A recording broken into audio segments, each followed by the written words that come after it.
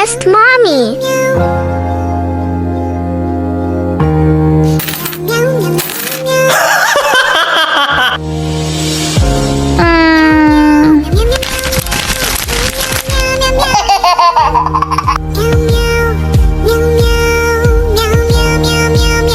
Thank you. I was robbed. He stole from me.